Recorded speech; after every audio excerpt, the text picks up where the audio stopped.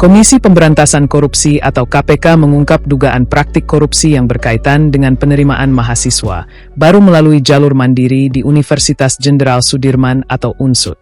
Pelaksana tugas, PLT, Direktur Penyidikan KPK Ahmad Taufik Hussein menyampaikan penjelasan detail mengenai konstruksi perkara tersebut di Gedung Merah Putih KPK, Jakarta, Jumat, 21 Agustus 2026.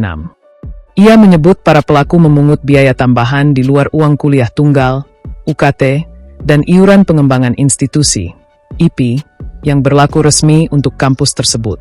KPK menemukan indikasi adanya mekanisme untuk mengatur akses kelulusan calon mahasiswa, sekaligus dugaan aliran uang yang berkaitan dengan kepentingan lain di lingkungan kampus.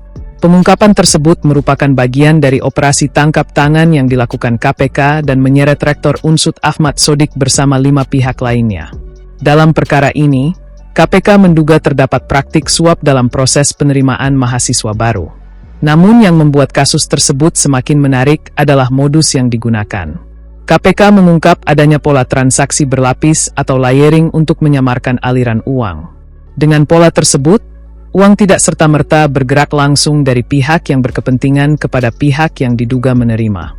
Aliran dana terlebih dahulu melewati sejumlah pihak atau rekening sehingga sumber dan tujuan transaksi menjadi lebih sulit ditelusuri.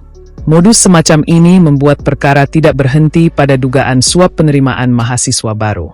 Penyidik KPK juga menelusuri bagaimana jaringan transaksi tersebut bekerja dan siapa saja yang mendapatkan keuntungan dari proses tersebut.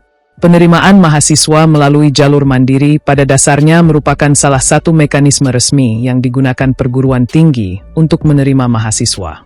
Namun, dalam perkara UNSOED, KPK menduga mekanisme tersebut dimanfaatkan untuk kepentingan transaksi. Artinya, persoalannya bukan sekadar apakah seorang calon mahasiswa diterima atau tidak. KPK justru sedang membongkar dugaan adanya akses khusus yang dapat memengaruhi hasil penerimaan mahasiswa.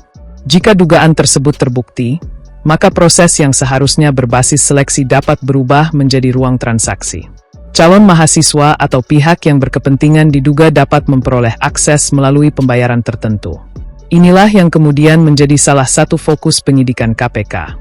Lembaga anti rasuah tersebut tidak hanya melihat siapa yang memberikan uang dan siapa yang menerima. KPK juga berusaha mengurai mekanisme di balik transaksi tersebut.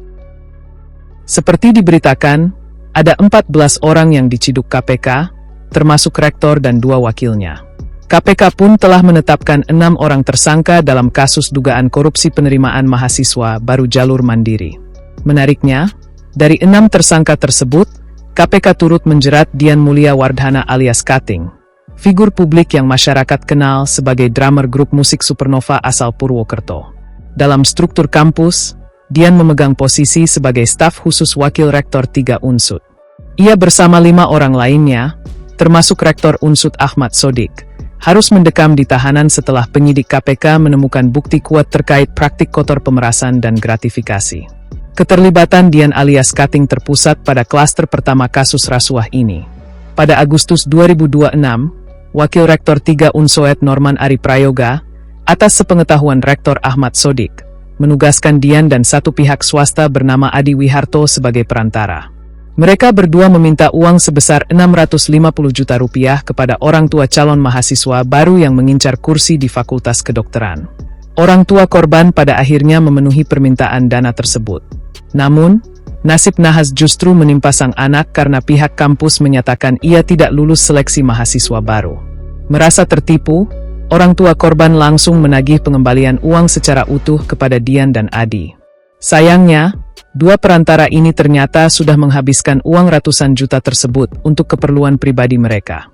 Dian dan Adi kemudian melaporkan kebuntuan ini kepada Norman. Guna menutupi jejak, Norman meminjam uang dari pihak swasta lain untuk mengembalikan dana kepada orang tua korban. Sebagai ganti pembayaran utang peminjaman tersebut, Norman melalui Dian, Adi, dan keponakan rektor bernama Mulyono, menjanjikan pencairan 3 paket proyek kampus, yakni pengadaan kanopi, renovasi kantin, dan pengecatan gedung. Selain menetapkan status tersangka, tim KPK juga mengamankan sejumlah barang bukti saat operasi tangkap tangan, OTT, pada Kamis, 20 Agustus 2026.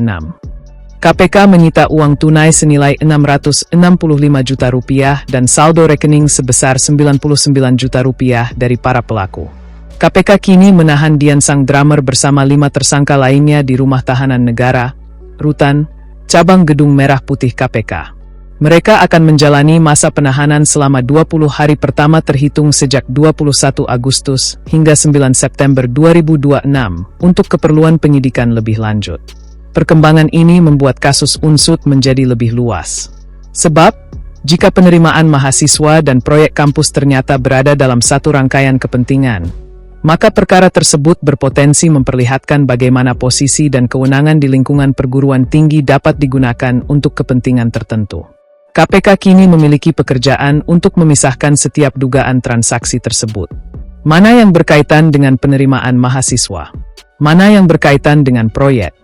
Dan bagaimana hubungan antara pihak-pihak yang terlibat? Kasus Unsut juga membawa persoalan yang lebih besar mengenai integritas proses penerimaan mahasiswa di perguruan tinggi. Penerimaan mahasiswa merupakan pintu awal seseorang mendapatkan akses terhadap pendidikan tinggi.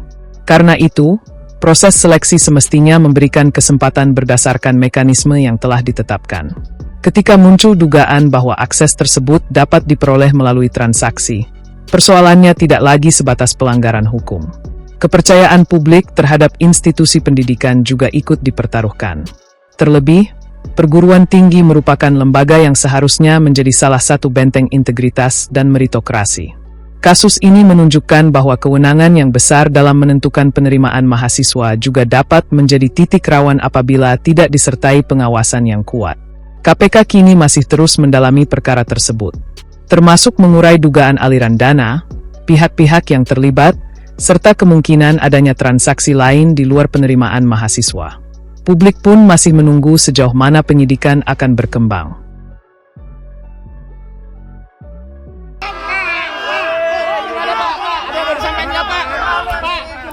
Jangan nangis Pak, tenang Pak.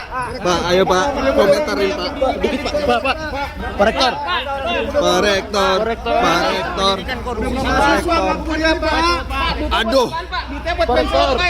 gimana pendidikan maju ini? Pak Rektor. Waduh. Pak kok diem aja Pak Warek?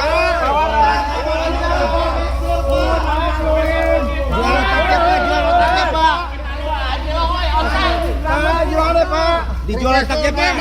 Rambutnya kuning Pak.